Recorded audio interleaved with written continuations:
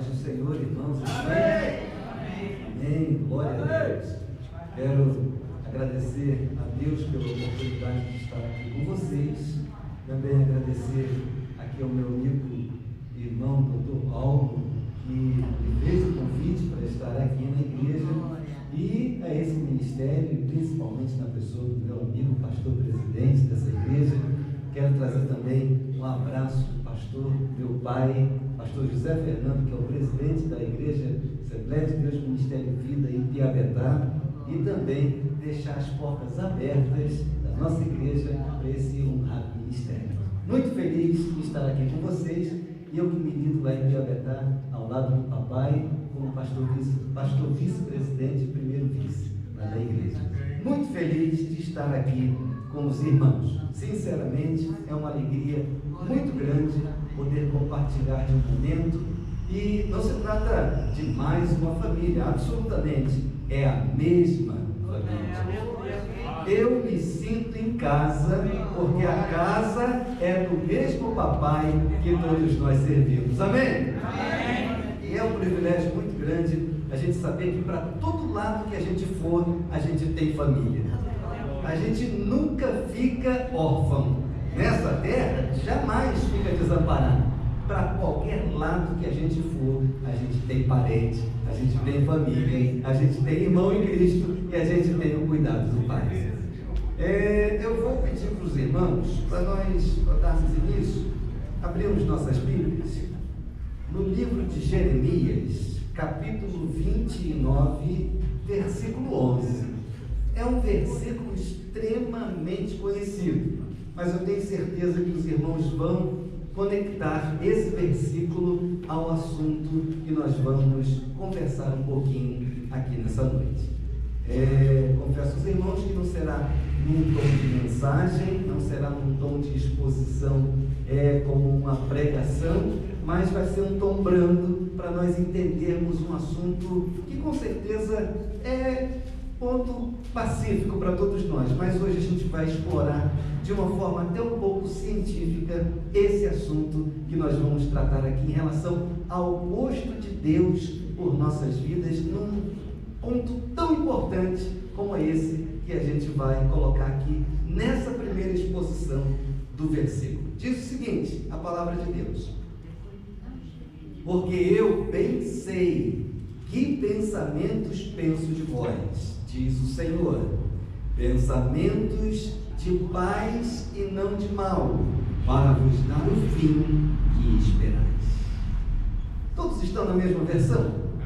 Sim, é a versão clássica essa. Então, vamos ler todos juntos? Pode ser? Pastor, o senhor me permite? Amém? Então, vamos todos juntos ler esse texto? Vamos lá. Porque eu bem sei que pensamentos tenho de vós, diz o Senhor, pensamentos de paz e não de mal, para vos dar o fim que esperais. Podem tomar assento, irmãos. Deus sempre pensa o melhor para nós. Imagina uma coisa dessas.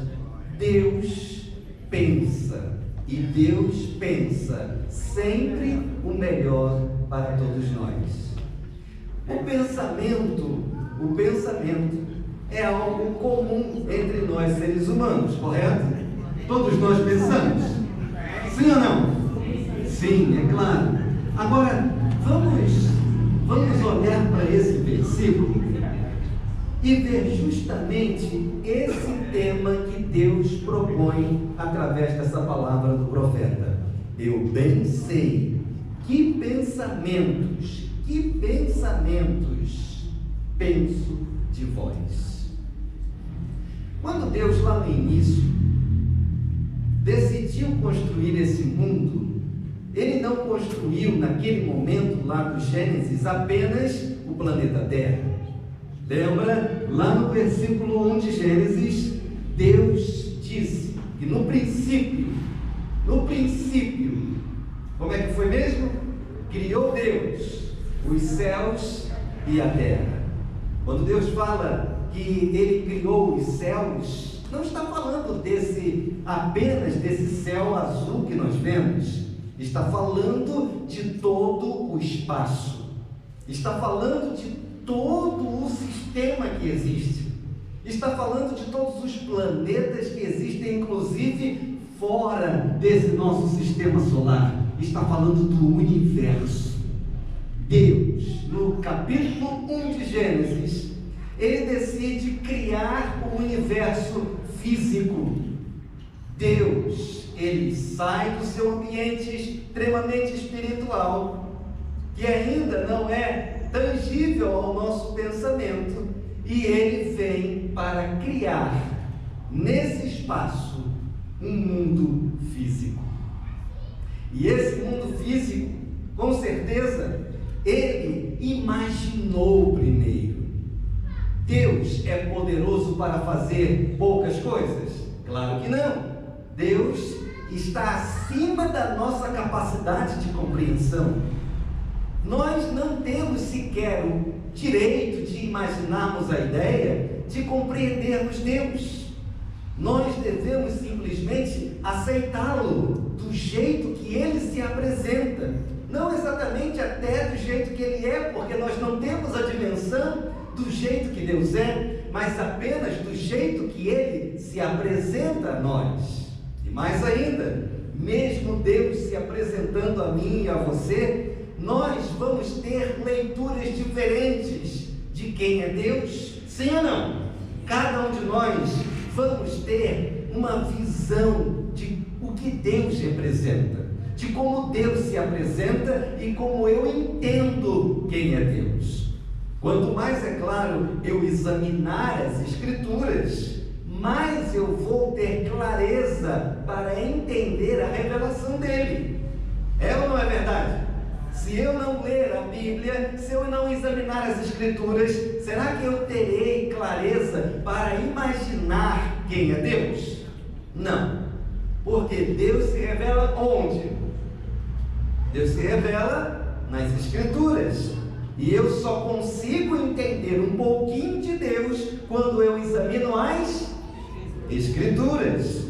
Isso significa que eu terei grande dificuldade de entender um pouco quem é Deus se eu me basear simplesmente naquilo que eu ouço dos outros. Por quê? Porque quando eu ouço algo de alguém, eu vou entender aquilo que aquela pessoa compreendeu. Mas quando eu busco na fonte, eu vou fazer a minha própria leitura. É ou não é verdade? Mas quando você faz a sua própria leitura, quando você entende a sua visão, quem é Deus, a partir da revelação, aí você vai ouvir, por exemplo, o seu pastor pregando, e você vai entender que você, quando leu a Bíblia, pôde compreender um pouco de quem é Deus e terá dele a instrução que você precisa para compreender além daquilo que você pôde ver. Então significa que todos nós precisamos buscar na fonte e precisamos imaginar, ter na nossa mente a natureza de Deus. Amém? Deus, quando fez o mundo, ele criou para um propósito, mas ele imaginou tudo. Ele projetou na sua mente todas as coisas. Deus não decidiu assim simplesmente e saiu sem ter exatamente uma ideia na cabeça. Não, Deus, ele é totalmente organizado. A Bíblia prova isso. Deus não faz nada de rascunho, Deus só faz coisa de projeto. Deus não faz nada de correria, Deus faz as coisas no tempo certo. Quem é aqui que já recebeu uma bênção fora da hora? Ninguém. Nós só recebemos a bênção na hora certa. Por quê? Porque Deus é organizado. Deus não bagunça o seu projeto. Por mais que eu tenha pressa, por mais que eu queira rápido, Deus faz no meu tempo.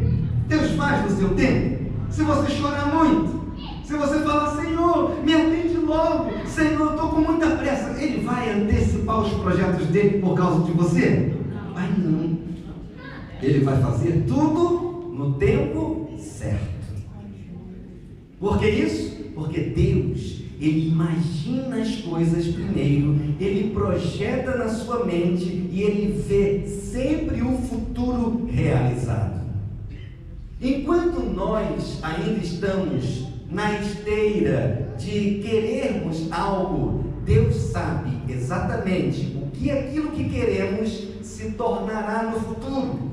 E Ele sabe se aquilo que queremos é ou não proveitoso para nós. E mais ainda, Ele sabe que você agora não está pronto para receber aquilo que Ele próprio já te prometeu te dar. E é por isso que a gente às vezes espera tanto. Eu mesmo na minha vida tenho promessas de Deus que já estão feitas há 32 anos. É muito tempo? É muito tempo. Muito tempo, porém, será que é muito tempo para Deus? Não. Será que é muito tempo para mim? Também não. Sabe por quê? Porque esses 32 anos é a extensão do prazo que Deus me deu até agora para eu me preparar para aquilo que Ele me prometeu. Deus, Ele provoca a sua preparação fazendo a promessa. Deus, Ele te tira do lugar primeiro te entregando uma mensagem profética. Ele diz para você: meu servo, eu vou fazer de você grande, eu vou te usar na terra, você fará aquilo que eu trago para a sua existência. E aí você guarda aquilo no coração, você acredita, você leva aquilo a sério e você fala: Senhor, o que eu preciso fazer para eu me preparar para esse projeto?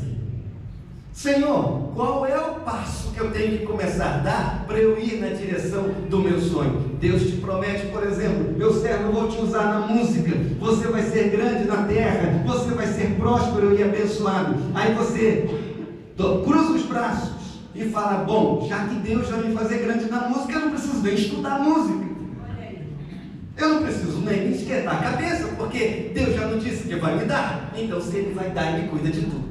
Vai dar certo? O que vai acontecer com o projeto de Deus para a sua vida? Ele vai falhar? Não, ele vai atrasar, até você perceber que você precisa sair do seu lugar e ir na direção daquilo que Deus te promete, fazendo as coisas que estão realmente na direção do projeto de Deus. Enquanto a gente não se movimentar com o projeto que Deus tem na vida da gente, sabe o que acontece? Nada. Enquanto você ficar de braço cruzado esperando, sabe? E todo dia orando e falando: Senhor, quando é que o Senhor vai fazer? O Senhor, se Ele quisesse te dizer, mas Ele não diz naturalmente, Ele diria: levanta dessa cadeira que você está sentado preguiçoso e vai na direção do meu projeto. Porque a gente às vezes reclama muito com Deus, mas age pouco na direção daquilo que Ele promete. Por que isso acontece? Por que a gente sabota os projetos de Deus? Por que a gente atrasa os mistérios de Deus para a vida da gente? Porque a gente não sonha os sonhos de Deus. Porque a gente não coloca no nosso coração a convicção daquilo que Deus fala. Porque a gente não acorda de manhã e vai dormir à noite pensando naquilo que Deus prometeu e trabalhando para que aquilo aconteça. E o trabalho não se limita apenas ao trabalho de esforço físico, não, muito pelo contrário. O maior e mais difícil trabalho, vou trocar a palavra, o mais desafiador trabalho está aqui dentro da nossa cabeça. É como você passa a pensar sobre você, sobre o mundo que está em sua volta e sobre o seu significado aqui na terra. E às vezes, sabe, a gente perde tanto tempo porque a gente não acredita que a nossa capacidade pode ser levada à direção do projeto de Deus. O que eu quero dizer com isso? Deus diz para um diácono, por exemplo: eu vou te tornar um pastor, você vai conduzir rebanho, você vai administrar ovelhas. E aí esse diácono, por exemplo, olha para si e diz: eu nunca vou conseguir estar à frente de um ministério, eu não tenho capacidade para isso. Com certeza Deus ainda vai ter que fazer muita coisa na minha vida para eu me tornar capaz. Aí entra o grande sabotador na vida do crente. E qual sabotador é esse? O que é que realmente está errado para que de fato acabe se atrasando ou não vendo cumpridas as promessas que Deus faz? Eu não pensar do jeito que Deus pensa. Pastor, mas é possível que um ser mortal, que um homem, mulher, pense como Deus pensa? É possível que eu consiga realmente colocar a minha imaginação, o meu pensamento numa direção que realmente seja criativa, que realmente seja de vida, que realmente seja de colocar para frente as coisas? A Bíblia está repleta de ferramentas que nós devemos usar no nosso dia a dia para não atrapalharmos o que Deus tem para fazer na nossa vida. Quando você olha, por exemplo, para as cartas do Novo Testamento, e você vai lá numa bem pequenininha, de um dos apóstolos, chamado Tiago, ele vai dar uma referência muito importante sobre a maneira como nós falamos, a maneira como nós dirigimos as nossas expressões e a maneira como nós acreditamos naquilo que Deus fala. Ele diz sobre a maneira como você abre a sua boca. E ele chama até mesmo a atenção para que a nossa boca não seja fonte que ora jorra água boa e outra hora jorra água ruim. Quantas vezes você, com a mesma boca que profere bênçãos, também atrai todas as maldições que você mesmo vive? Quantas vezes a murmuração tira todo o ganho que você teve em consagração, em busca da presença, em aproximação a Deus, e você volta para estaca zero e não percebe? Quantas vezes Deus já te colocou no ponto de receber a bênção? Você já chegou no limiar de ser realmente agraciado com a promessa, e de repente voltou tudo de novo, porque abriu a boca em murmuração, em reclamação, proferindo palavras de derrota, falando mal do seu irmão, olhando para os defeitos dos outros, atrapalhando até mesmo a vida do seu amigo, do seu irmão, com a sua observação crítica, e acabou perdendo tudo que Deus já tinha colocado para você desfrutar. Será que você nunca viveu isso? Será que você tem realmente vigiado com as suas palavras? Pastor, eu vigio com as minhas palavras. Pastor, eu não vacilo com as minhas palavras. Amém? Glória a Deus. Que bênção! Que bênção! Agora eu pergunto, e aqui dentro, você consegue sustentar as mesmas palavras que você fala? Você sustenta aqui dentro no seu pensamento? Quando você olha para uma determinada situação, retém as palavras. Não vou falar, não vou pecar, eu não vou dar essa bobeira, pastor. Eu vou vigiar com as minhas palavras. Mas no pensamento, que ridículo. Que coisa horrível. Se fosse eu. Sabe nada. O que está fazendo lá? Já aconteceu? Não precisa dizer não. Não confessa não. Não para mim, mas para Deus. Isso é incongruência, irmãos. E sabe o que isso significa? Que a gente acaba rateando. A gente acaba rateando entre aquilo que Deus tem para a nossa vida e aquilo que a gente, por nossa inconsequência, acaba buscando nas nossas próprias mãos. E aí entra realmente um grave risco, porque a gente não anda. Você lembra, por exemplo, ali no meu livro, na introdução, quem já leu o livro, vai ler que eu fiz uma comparação com 3 episódios bíblicos. 3 episódios que tratam do número 40. Eu trouxe a comparação da história de um homem que ouviu o chamado, ouviu a ordem de Deus, acreditou além de todas as possibilidades, acima de todas as possibilidades, ele acreditou. E ele foi lá e pegou o martelo dele, pegou o serrote, chamou os filhos e começou a cortar a árvore. Ele acreditou no que Deus disse, ele não quis saber como é que aquilo ia acontecer.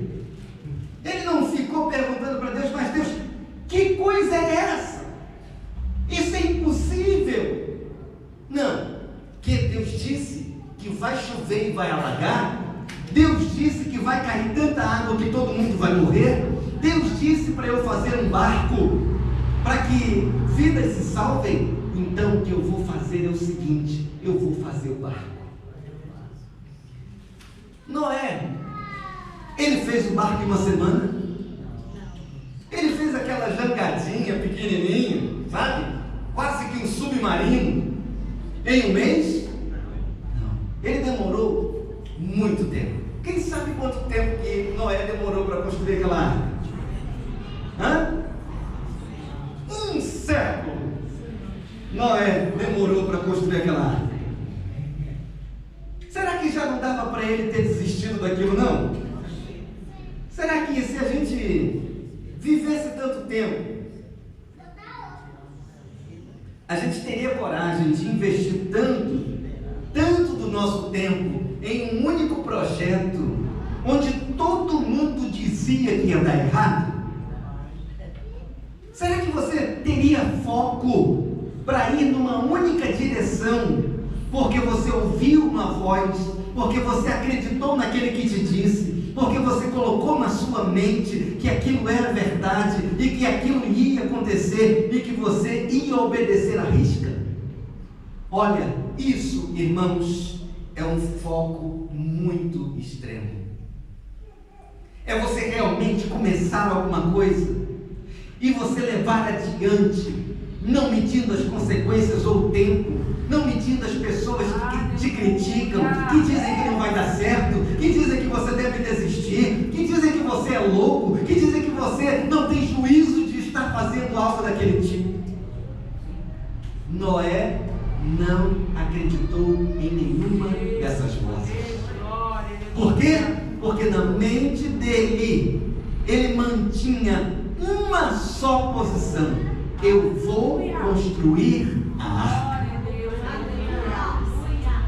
Quantas coisas você já começou e já parou e continua só começando e parando, começando e parando, começando e parando e nunca termina? Muitas pessoas hoje que estão no nosso meio, muitos de nós poderiam ser os grandes inventores do século, poderiam ser talvez os grandes evangelistas da nossa era, poderiam talvez ser aqueles que Deus estaria usando para curar enfermos, para ressuscitar mortos. Mas o quanto é que a gente persiste no chamado que Deus nos aponta? O quanto é que a gente realmente vai numa mesma direção e insiste até chegar naquilo que Deus fala? Ele não desistiu, ele continuou. ele fez a arca. E quando ele terminou de fazer a arca, tudo que Deus havia falado aconteceu. Por quê? Porque ele acreditou. Porque ele colocou na cabeça dele que aquilo é a verdade, que aquilo realmente ia acontecer, de que ele não podia escapar de uma situação tão extrema como aquela. E ele não duvidou, ele não questionou, ele não ficou toda hora pedindo oração, sabe? Toda hora, ele não ia toda hora e falava: irmão, ora por mim porque eu estou fraco. Deus disse para mim que vai fazer algo grande na minha vida, mas eu já não estou nem conseguindo acreditar mais. Irmão, quanto tempo tem que Deus falou? Já tem 3 meses falando. Eu não aguento mais esperar. Aí começa, vai uma consagração ali, vai na irmã do círculo de oração de lá, vai na casa do irmão que quando ele ora, ele revela. Não tem isso? Eu vou lá porque o irmão vai me revelar, a irmã vai me revelar. E precisa? Imagina, Noé nem teria tempo de construir a arca se ele toda hora fizesse o que os crentes fazem no tempo presente. Ele ia demorar 500 anos. Por quê? Falta de foco, falta de convicção, falta de colocar na mente que realmente o que Deus fala, Ele não fala por um acidente, Ele fala porque Ele quis falar, e quando Ele fala porque quis falar, Ele fala para cumprir. Mas aí, depois, quando fechou a arca, caiu chuva, e o que Deus prometeu cumpriu, e ele ficou 40 dias sem saber o que ia acontecer. Era só chuva em cima da arca. Era só chuva e chuva e chuva e chuva. 40 dias chovendo direto. E não era chuvinha assim de serena igual estava agora, não. A Bíblia diz que Deus abriu as comportas do céu. Eu imagino aqueles oceanos sendo drenados e transformados em nuvens e caindo sobre a terra. Eu imagino as geleiras até mesmo derretendo para conseguir cobrir toda a terra como cobriu.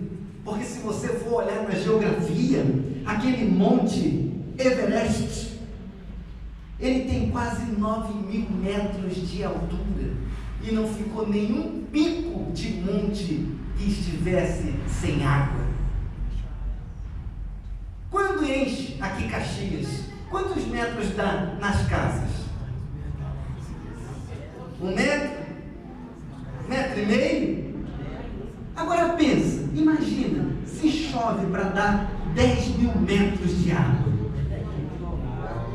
Tem noção do que é 10.000 metros? Eu tive na China em 2013 e eu subi num edifício que tinha 450 metros de altura. Era o maior de lá da cidade de Canton, Guangzhou. Irmãos, eu nunca vi uma coisa daquela. Um elevador daqueles que é igual uma bala, demorou uns 5 minutos ainda para chegar lá em cima. E não era elevador que andava devagarinho igual os nossos aqui, não. Era elevador que parecia que você estava saindo assim para o espaço. Parecia que ia passar direto se chegasse no final. E quando eu cheguei lá em cima, tudo estava tão pequenininho. E era só 450 metros. Já imaginou? Alguém lembra de já ter ido ali na Serra de Petrópolis? Ou Teresópolis, por exemplo? Teresópolis. A Serra de Teresópolis dá pouco mais de 2.000 metros de altitude. Imagina, 5 vezes a Serra de Teresópolis. Quando você olha lá daquele mirante, tudo aqui está tão pequenininho. Você olha lá o Pão de Açúcar. Você olha tudo de lá de cima daquele mirante da Serra de Teresópolis. E choveu o suficiente para cobrir mais de 10.000 metros de altura de água. Irmãos, o que Deus fala, Ele não fala para dizer não. Ele fala porque Ele sabia o que queria dizer. Então, Noé colocou na mente, acreditou, foi em frente e foi salvo, foi abençoado. Virou o o patriarca de todos os povos. Por quê? Porque ele foi o primeiro que acabou dando origem aos restantes no futuro. Depois, lá na frente na história, aqui também eu sinto a história de Moisés. Moisés, ele acreditou no que Deus disse para ele fazer? Sim ou não? Sim, acreditou. E aí ele foi lá para o Egito, não foi? Quando ele saiu com aquele povo murmurador, quanto tempo ele ficou no deserto? 40 anos. De novo 40 aparecendo. 40 anos para que aquele povo mudasse. Não era 40 anos para que Moisés sofresse, não. Era 40 anos para que Israel estivesse pronto para entrar na terra prometida. 40 anos para que Israel se refinasse, para que ele estivesse apto para entrar na terra prometida. Depois, lá na frente, Jesus, ele ficou quantos dias no deserto para iniciar seu ministério?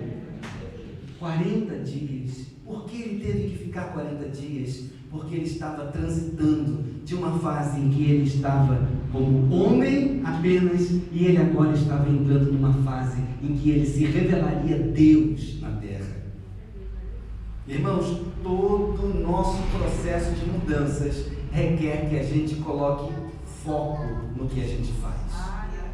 Você não muda se você não colocar foco suficiente para você conduzir a sua vida para o estado de mudança.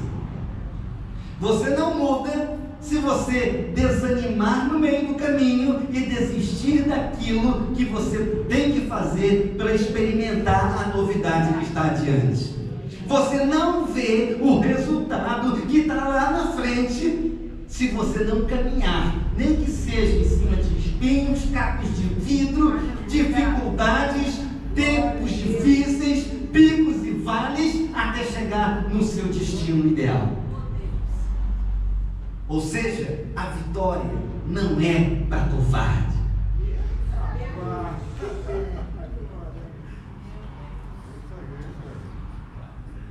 Ah, pastor, mas eu preciso de oração. Não, você precisa de coragem.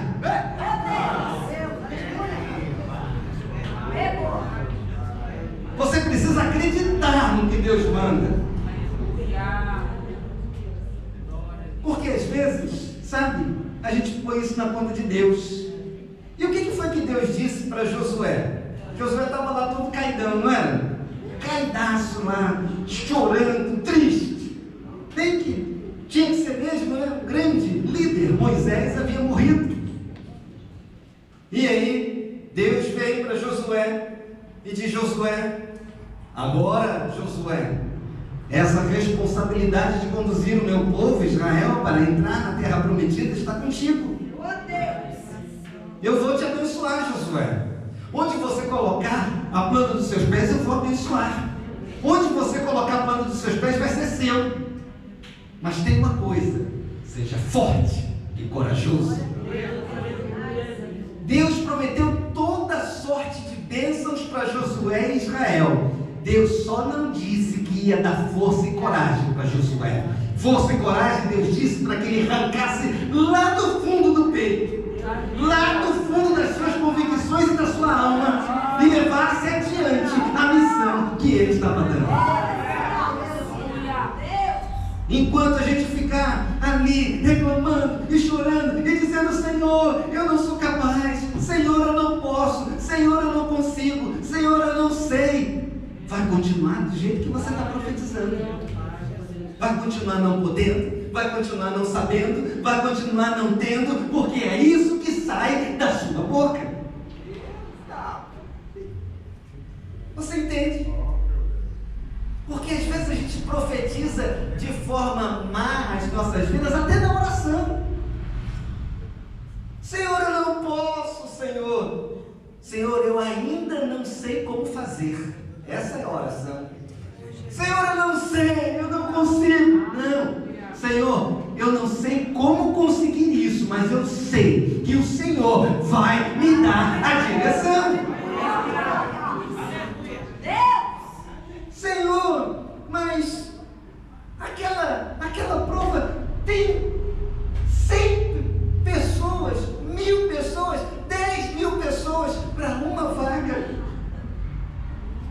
Eu não sou capaz, Senhor. você quer ser humilde diante de Deus, Deus conhece seu coração. Se esse eu não sou capaz é humildade ou é medo? Se é humildade é falta de coragem.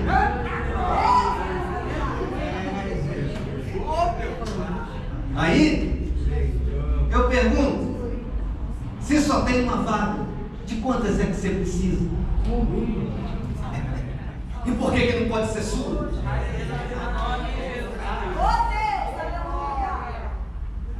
Mas toda vez que você se condiciona para o fracasso, sabe o que você acha?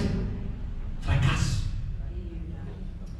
Toda vez que você se prepara para um insucesso, sabe o que você acha? Insucesso. Toda vez que você pensa, se eu for ali naquele púlpito, eu não vou nem conseguir ficar em pé. Eu vou tremer todo. Aí sabe o que acontece quando você sobe? Você não consegue nem ficar em pé. Você treme todo, esquece tudo que pensou, porque não coloca a palavra positiva na profecia da sua mente. Você se condiciona para o fracasso. Então é isso que você vai colher. Eu não vou orar. Aquela menina de cadeira de rodas, meu Deus, se fosse no tempo dos apóstolos, tudo ia dar certo.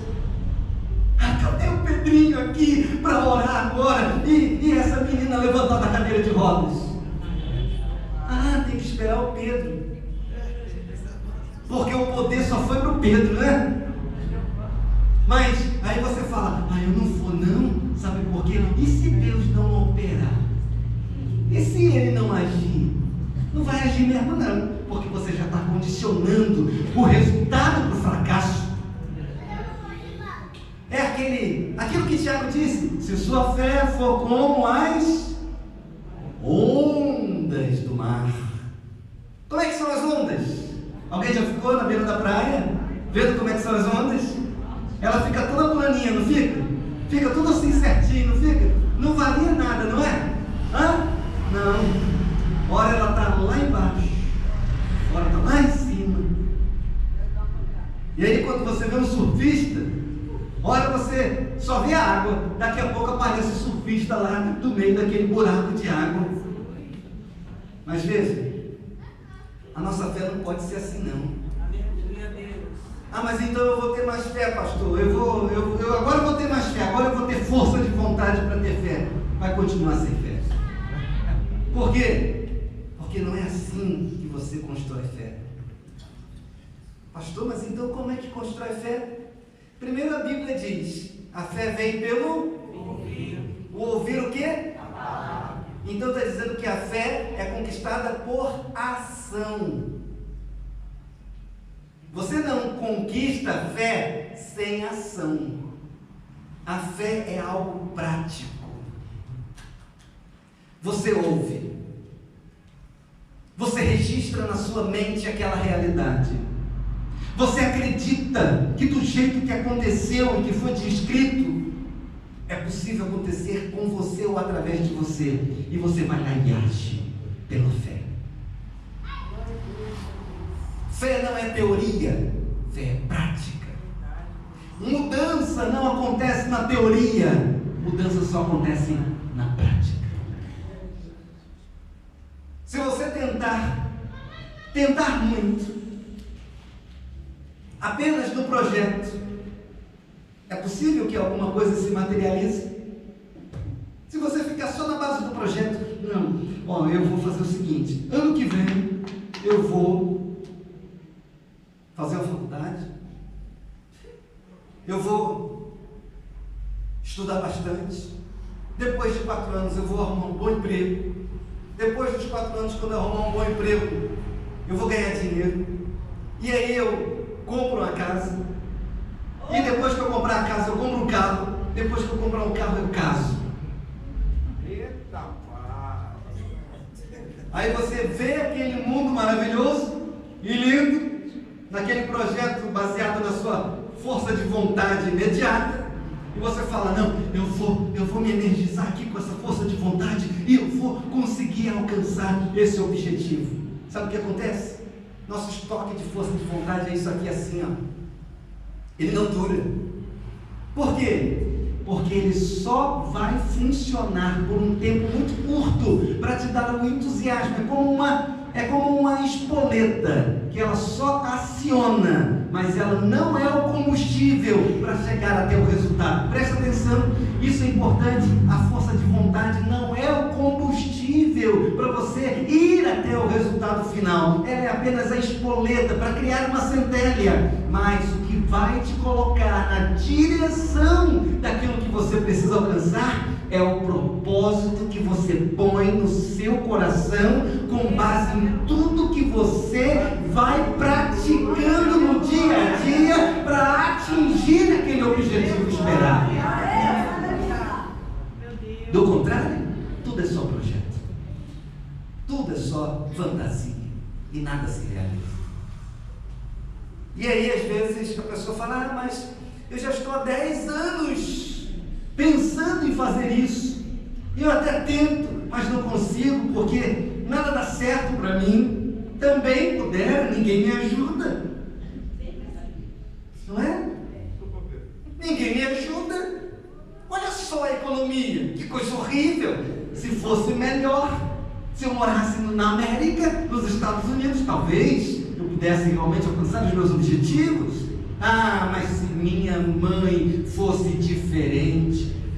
Ah lá, a mãe da minha colega ajuda tanto ela, mas eu tenho que me lascar sozinha. Olha aí! É tão bom a gente achar alguém para ocupar, não é? Traz um alívio, não traz? Afinal de contas, não é culpa só minha, né? A culpa é sua. Ah, se você tivesse feito aquilo que você me prometeu, com certeza eu não estaria nessa vida. Para de ficar arrumando desculpa. É verdade, gente. Isso não vai te ajudar. Oh, meu Deus, fala no escuro. Não vai te ajudar. Isso até massageia um pouquinho, sabe? A gente fica assim mais manso. Ah, também. Ah, não foi culpa minha, não. Não foi culpa só minha. Começa assim, não foi culpa só minha. Aí daqui a pouco, não foi culpa minha. Ah, não, foi culpa dela. Primeiro começa dizendo que não era só sua. Você está me incluindo ainda.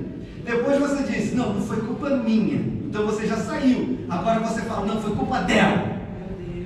Tudo fica mais fácil, não é verdade? Aquele sentimento de responsabilidade evapora. Não foi culpa minha, foi culpa do Paulo. Então se foi culpa dele, tudo bem. Agora quem é que perde? É o Paulo? Aí eu culpo o Paulo, e aí eu não faço o que eu tenho que fazer. E aí no final das contas, quem é que perdeu? Irmãos, é por isso que a Bíblia está cheia de referências para que a gente assuma responsabilidades. Deus quer que nós assumamos responsabilidades. Deus não gosta de irresponsáveis. Deus quer encontrar na terra pessoas que assumam o seu papel, que acreditem no seu objetivo, que creiam naquilo que ouviram dele para a sua vida e persistam como Noé persistiu, até alcançar o objetivo esperado. Com isso, a vida da gente muda. Mas a primeira coisa que a gente precisa fazer é enxergar-se. Esse é o primeiro capítulo do meu livro. Veja-se. Por que é preciso que a gente se veja? Porque é impossível que a gente chegue a algum lugar quando primeiro a gente não reconhece onde está. Se você não sabe onde está, ou não consegue fazer uma leitura do seu próprio estado, eu pergunto: como é possível você estabelecer um plano, um projeto de vida? É possível? Não, eu não reconheço o meu estado atual. Eu não sei como eu estou. Eu não faço uma leitura de onde é que eu estou agora. Como é que eu posso querer chegar em algum lugar? Então, isso não vai acontecer de forma positiva. Você vê aqui, por exemplo,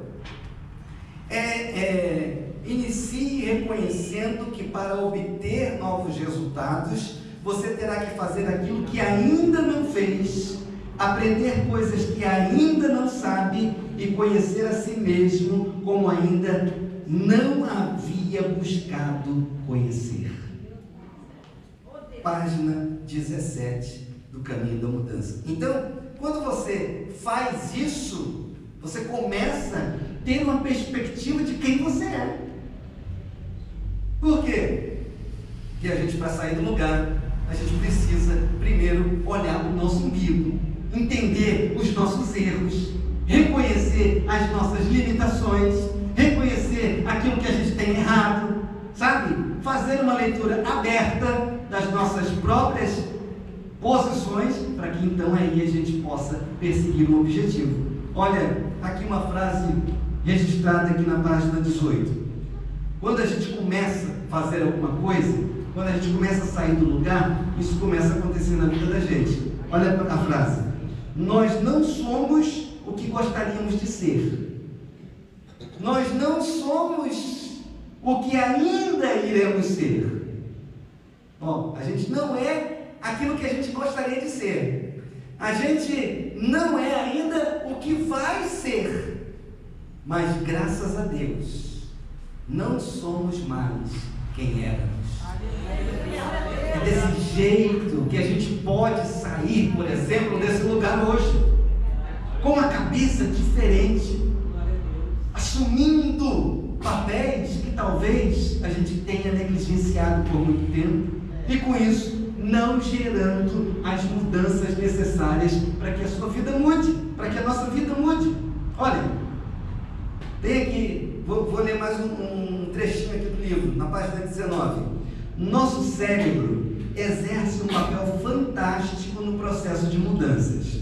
E por mais estranho que lhe pareça, é justamente ele, o seu cérebro, o nosso maior inimigo quando o assunto é mudança. E eu vou explicar por quê. Talvez você lendo isso não consiga entender, mas aí o autor resolve. Por que o nosso cérebro é naturalmente o nosso maior opositor às mudanças? Desde que a gente nasce, nosso cérebro ele começa a construir padrões. Sabe, você anda, você começa a andar lá de pequenininho, né? Eu já tenho 47 anos, acho que eu sou o mais velho aqui na igreja hoje. Amém? Amém. Tudo, só tem gente novinha aqui, graças a Deus. Glória! E aí quando a gente está começando a andar, a gente vai construindo padrões. A gente começa trocando os passos e caindo, é ou não é verdade? E aí até que a gente consegue ficar de pés e andar. O que aconteceu? Será que quem coordenou ali foram os nossos músculos para ficarem rígidos? Não, é o cérebro. O cérebro, ele começa com tentativa e erro, tentativa e erro, tentativa e erro para tudo na vida. Tudo na vida se baseia em tentativa e erro, tentativa e erro, tentativa e erro. E aí o cérebro nosso, ele entende os padrões depois de várias tentativa e erro, tentativa e erro, tentativa e erro. E aí ele constrói, irmãos, eu vou explicar isso de uma forma bem simples. Ele constrói como se fosse uma rodovia dentro da nossa cabeça. E aquela rodovia, aquela pista, ela serve para andar, sabe? É a nossa ligação neural para nós gravarmos que tipo de músculo tem que ser acionado, que movimento tem que ser feito, que rigidez na perna tem que ser aplicada para que o passo seja equilibrado e a gente consiga andar. A partir do momento que isso acontece, esse sistema ele se consolida. E é por isso, por exemplo, que quando alguém sofre alguma pancada na cabeça, ou alguém sofre um aneurisma, ou sofre algum AVC, por exemplo, e atinge uma determinada área do cérebro, qualquer que seja, pode perder movimentos. Sim ou não? Já viu alguém que perdeu movimentos por um acidente assim? Por que isso? Porque naquela área área que o cérebro gravou aquela informação, houve um dano. E aí, com isso, o que o cérebro faz? Você lembra quando você começou a andar de bicicleta? Caía muito, não caía? Mas lembra como que era inseguro andar de bicicleta? Como que você tremia com o guidão da bicicleta? Lembra como você andava devagarinho com a bicicleta? Quem aqui que dirige tem carteira de habilitação? Quando começou a dirigir, lembra como você tinha que às vezes olhar para a embreagem para poder pisar na embreagem? Sim ou não? Alguém aqui lembra de como tinha que às vezes olhar para o câmbio para poder colocar na segunda marcha? É ou não é verdade? É assim que acontece. E hoje? Você anda de bicicleta falando no celular, não é? E às vezes sem as mãos, e nem olha para frente e dá certo. É um milagre, mas dá certo. No carro a mesma coisa. Quem é que pensa mais na embreagem? Quem é que pensa no câmbio? Não pensa. Por quê? Porque aquilo o cérebro entendeu como uma atividade padrão. Irmãos, isso é muito importante para vocês entenderem um gatilho que acontece no nosso cérebro. É fantástico isso é neurociência. E aí, quando você automatiza um processo no cérebro, aquilo fica fixo, impregnado.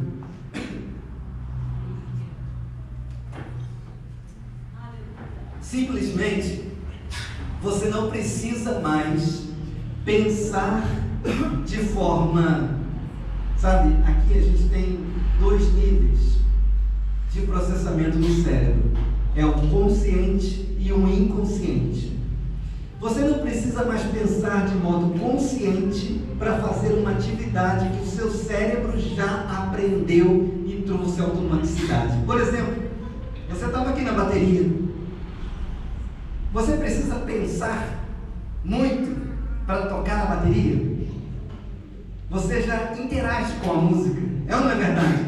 Quando você toca, você precisa pensar muito onde está o dó, o fá, o si, e tudo mais aí que eu não entendo da música. Você precisa pensar nas teclas, ou você entra na música, você faz um flow com a música e aí você toca na harmonia, não pensa mais nas notas, só pensa na harmonia. É ou não é verdade? Porque o seu cérebro já automatizou o processo. O pastor, quando vem pregar aqui, esse ambiente, o senhor tem algum tipo de constrangimento para estar aqui? Treme alguma coisa? Nada.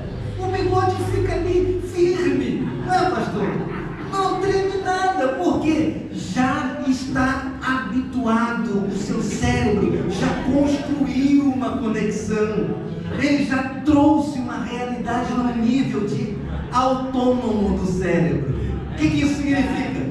Não precisa mais fazer de modo consciente, agora já faz de modo inconsciente. Irmãos, aqui que está o grande mistério. A mudança, para você mudar alguma coisa que você depois percebe que está errado, sabe por que normalmente desiste de mudar, de melhorar alguma coisa? Porque aquilo que você faz errado já está gravado nos seus níveis inconscientes. E você tem que ser muito rígido no processo de mudança para você evocar do inconsciente, discutir aquilo no consciente e fazer diferente. Vocês entenderam o que eu disse? Agora, por que é que a gente tenta e desiste? Porque é muito difícil lutar contra o inconsciente quando a gente usa apenas a boa e velha vontade de mudar. E é por isso que a gente precisa daquilo que a gente começou a falar lá no início, da mente criativa, sabe? Aquele imaginar de Deus, o pensamento de Deus. Vocês lembram? Eu é que sei que pensamento tenho de vós, diz o Senhor. Pensamentos de paz, de fazer o bem, pensamentos de abençoar. Então isso significa que os nossos pensamentos, eles precisam alinhar com uma direção de propósito e perseguir aquilo de forma firme, porque você não vai precisar contar com a força de vontade para isso. Você vai dar um norte, uma direção, um propósito, um objetivo, e é por isso que você tem que conectar a sua mudança com algo que te seja caro. Que é isso, pastor? Algo que me custe dinheiro? Não, algo que seja precioso para você. Por exemplo, você está aqui, o meu colega, o Dr. Paulo. Ele está numa empreitada da faculdade de Direito, estudando muito. Mas se o Paulo, ele quiser ser advogado apenas por ser advogado, possivelmente ele vai desistir antes de terminar. Mas se o Paulo colocar na mente a vida extraordinária que ele vai alcançar quando se tornar um advogado, o conforto que ele vai dar para o filho dele, que hoje tem 6 anos, o melhor conforto que ele vai poder dar para o filho de 7 anos, a vida melhor que pode gerar para a esposa, isso gera uma conexão emocional com o propósito. E quando você põe uma conexão emocional com o seu objetivo, não tem barreira que te pare. É por isso que na obra de Deus, por exemplo, se você não entender a missão que você tem na igreja, você ou não faz bem feito, ou você desiste antes de terminar. Porque você não entende, você não parou para entender que tipo de missão é essa que você tem na terra. Você não se vê ainda como uma peça do quebra-cabeça de Deus. Então, se você não se vê como uma peça desse quebra-cabeça, você desiste porque você não se sente conectado com o propósito.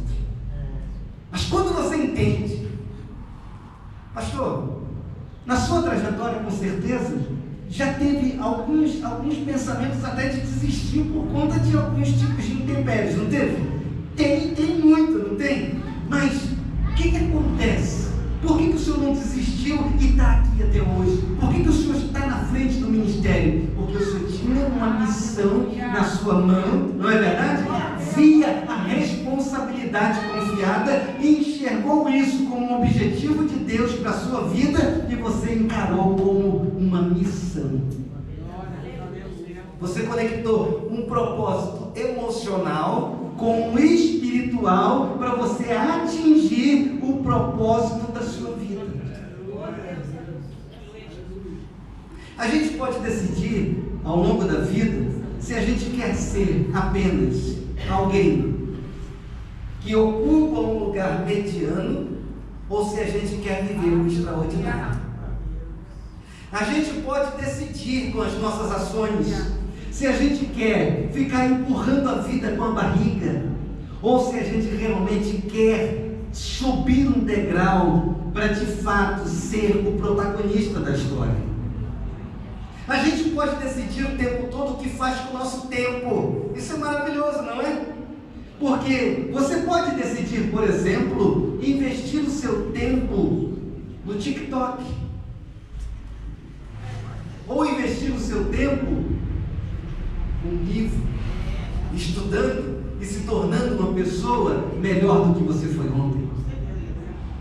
Você pode, por exemplo, para preparar uma mensagem, assistir um vídeo pequeno no YouTube e colar uma mensagem que o Marco Feliciano pregou, por exemplo. Ou você pode meditar na palavra de Deus, pensar nas coisas que são de cima, entender a visão de Deus naquele texto, e aí você se preparar em oração e jejum, e quando você chegar no púlpito, você ter algo novo de Deus para entregar à igreja. Tudo é escolha. Vai dar mensagem também se você colar no YouTube? Vai. Talvez até as pessoas se alegrem, talvez. Mas será que isso basta? Ou será que a gente precisa realmente entrar no cenário, fazer história, construir de fato coisas grandes na nossa vida. Deus nos chama sempre para coisas grandes. Olha esse texto aqui, página 20. A diferença entre quem você é e quem você quer ser é o que você faz. Aleluia. Deus. Você entendeu? Olha só, a diferença entre quem você é e quem você quer ser é o que você faz. Então, se você está fazendo nada, o que você vai conseguir atingir? Nada. Se você está buscando mudança, o que você vai alcançar? Mudança. Se você está buscando uma vida espiritual melhor com Deus, o que você vai buscar, vai alcançar? Uma vida melhor com Deus. Mas se você estiver se alimentando de TikTok o dia inteiro, o que você vai atingir? O que você vai conquistar?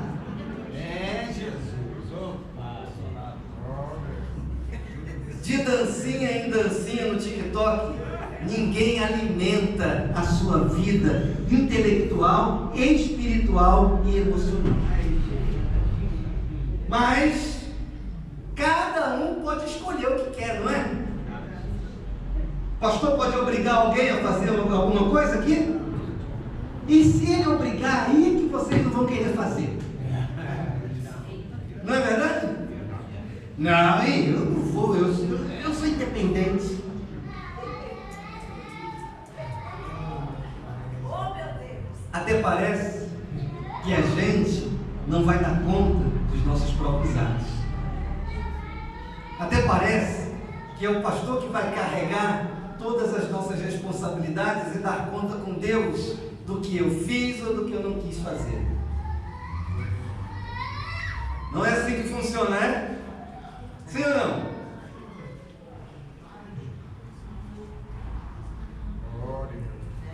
Mas a gente sempre pode mudar. A gente sempre pode fazer melhor.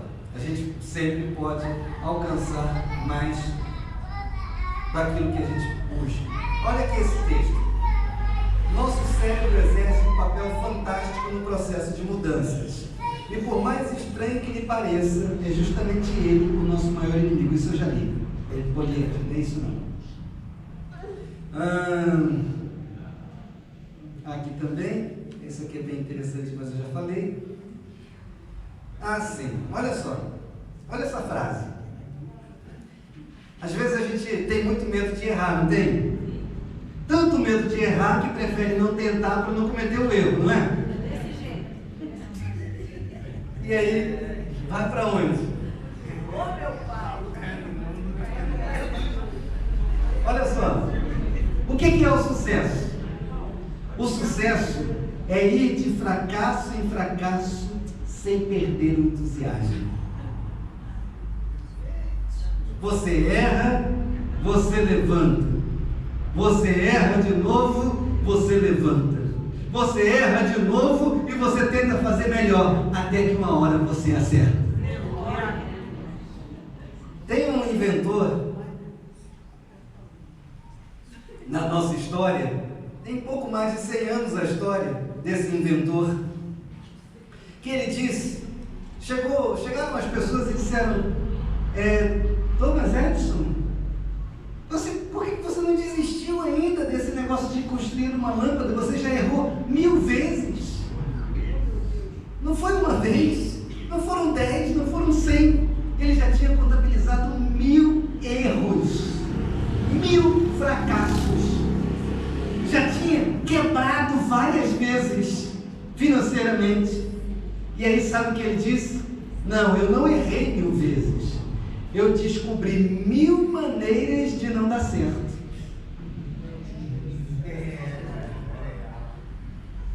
Porque às vezes a gente se conecta tanto com o fracasso que a gente nem precisa errar tantas vezes para já dizer que a gente não é capaz de fazer aquilo. Mas quando você põe realmente a determinação e você acredita, não importa se se agora está dando errado, uma hora vai dar certo.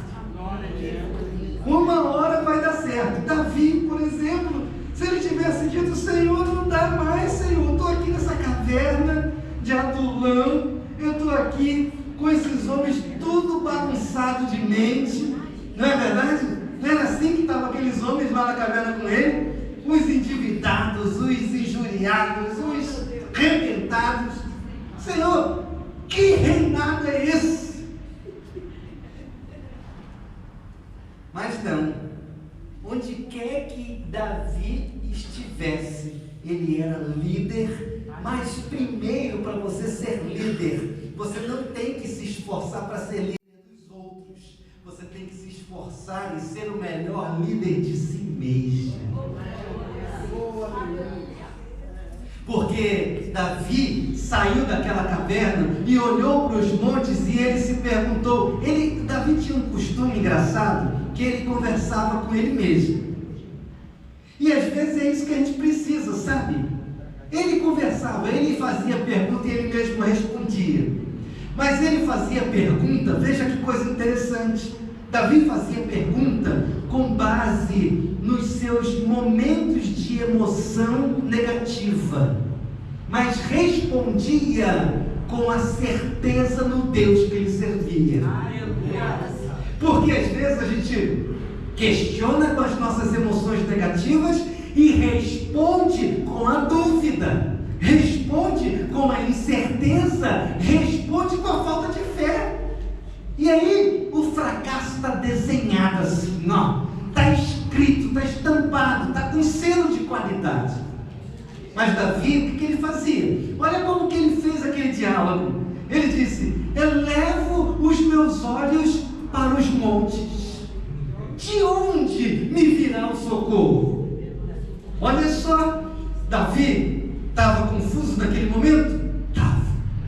Estava sofrendo? Estava. Ele estava emocionalmente debilitado? Estava. Mas e a resposta, como é que ele deu? Ele mesmo respondeu, não foi a profecia, não foi o pastor que apareceu lá e profetizou para ele, não, foi ele mesmo que disse. Aí ele mesmo, ele não responde mais com a dúvida da emoção, mas ele responde com a certeza da fé. E ele diz: o meu socorro, Davi, ele mesmo falou com ele, o meu socorro vem do Senhor que fez o céu e a terra. Por isso, o que ele fez com aquela emoção negativa? Ele deu um tapa na cara da emoção negativa e ele passou em cima, foi em frente e continuou sendo o Davi vitorioso que sempre foi. Mas se Davi esmurece e fala: de onde vai vir meu socorro? Não tem mais jeito, eu vou me entregar, é melhor morrer. Será que a gente estaria contando a história de Davi? E será que alguém vai contar a sua?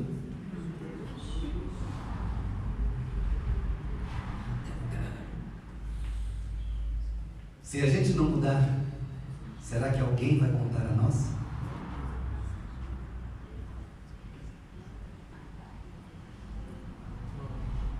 Mas às vezes a gente também acaba se limitando tanto e achando que a gente é tão ruim, que acaba não saindo do lugar para fazer nada, não é? A gente tem que ser o melhor. Imagina, qual é o seu nome, baterista? Paulo.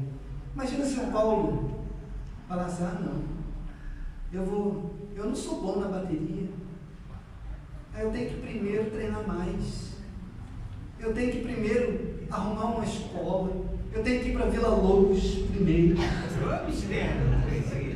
Depois, quando eu sair do Vila Lobos, quando eu estiver tocando na Sinfônica, aí eu falo com o pastor que estou pronto para tocar bateria.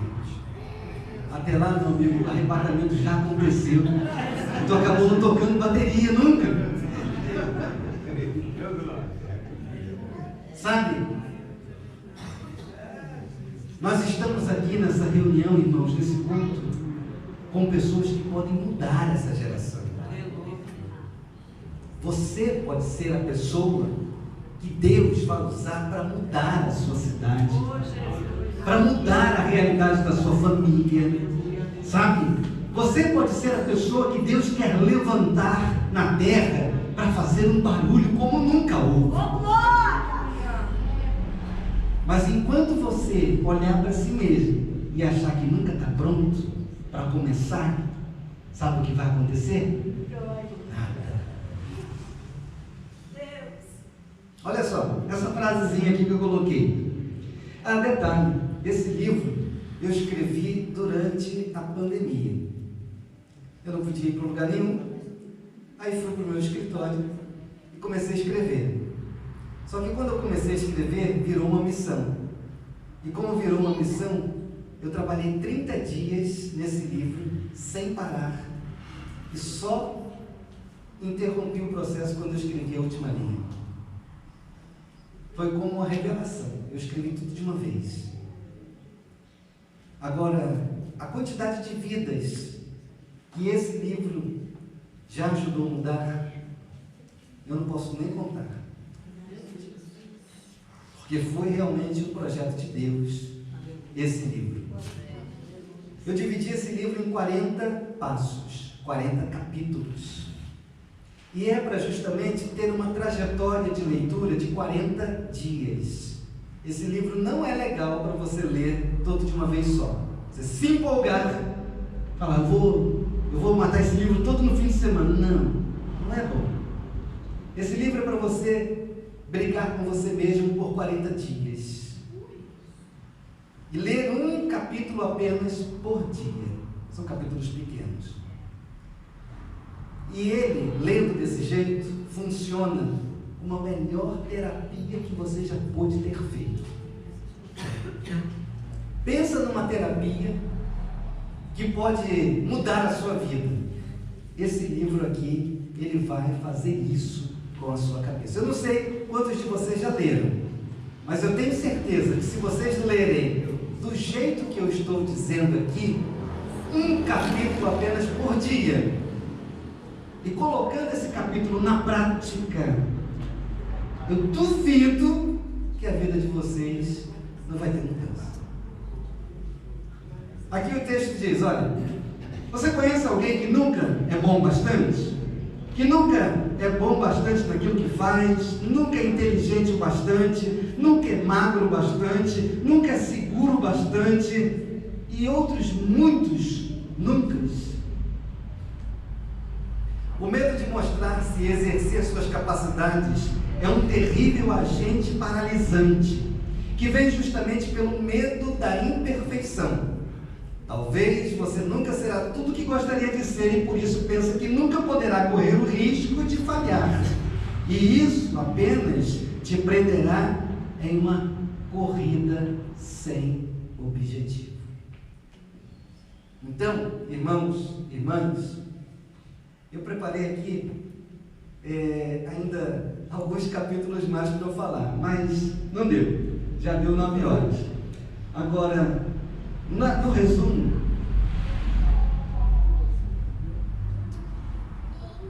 uma coisa é certa, eu e você só seremos aquilo que acreditarmos que podemos ser. Porque se você pôr na sua mente que você não é capaz, isso vai se cumprir. Se você duvidar daquilo que Deus diz para você e não colocar em prática, você nunca vai ver cumpridas as promessas de Deus na sua vida. E com isso você depois vai culpar Deus, porque é mais fácil. Você tem que tirar a culpa de você, não é? E vai dizer, Senhor, eu não sei porquê, mas o Senhor falou comigo isso lá atrás e nunca cumpriu. E não terá sido culpa de Deus. Nunca é culpa de Deus. Sempre é nossa. Sabe, para fechar, para encerrar, quero dizer só uma coisa para vocês. Tem alguns anos, depois que deu para fazer pesquisas mais aprofundadas do cérebro, um grupo de cientistas conseguiu entender que o nosso cérebro, isso é muito importante, ele não discerne de forma clara, ele não entende de forma clara aquilo que é real, o mundo que você vê, comparado com aquilo que é imaginado. Irmãos, isso é sério demais, porque isso vai diretamente de encontro com a Bíblia. Então, o que isso quer dizer? Se o nosso cérebro não consegue discernir bem aquilo que é real, o mundo real, daquilo que é imaginado, todas as sugestões que você der para o seu cérebro de forma negativa, ele vai acreditar que aquilo é a pura verdade da realidade. E com isso, toda a sua capacidade vai ser neutralizada e você não vai conseguir sair do lugar. É por isso que tantas pessoas hoje, infelizmente, sofrem de depressão, por exemplo. É o grupo que eu mais trato no meu consultório. Pessoas com depressão. Por quê? Porque a mente ficou ancorada em um tempo, ela ficou trazendo de volta apenas memórias negativas e confirmando aquelas memórias negativas no presente, revivendo com isso todas as emoções negativas vividas aqui no passado e ainda podendo aumentá-las de forma substancial. Por quê? Porque quando você está aqui, no fato gerador da dor, você sente uma emoção. Mas quando você traz essa emoção continuamente na sua mente, dependendo de como você está aqui, você soma a emoção negativa do presente com a memória que você evoca do passado. E aí eu pergunto, o estado é melhor, é pior ou é igual? É pior, porque você acrescenta dores. E é por isso que é tão difícil sair de uma depressão.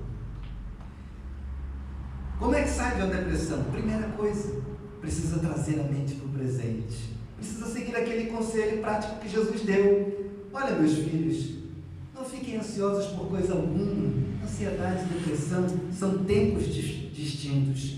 Ansiedade, excesso de futuro. Depressão, excesso de passado. Mas todos dois são disfunções temporais. Todos dois estão fora do eixo daquilo que de fato a gente pode fazer no presente. Então, o que ele diz? Olha para os lírios dos campos, olha para as aves do céu e considere-se bem-aventurado, porque o Pai cuida de você.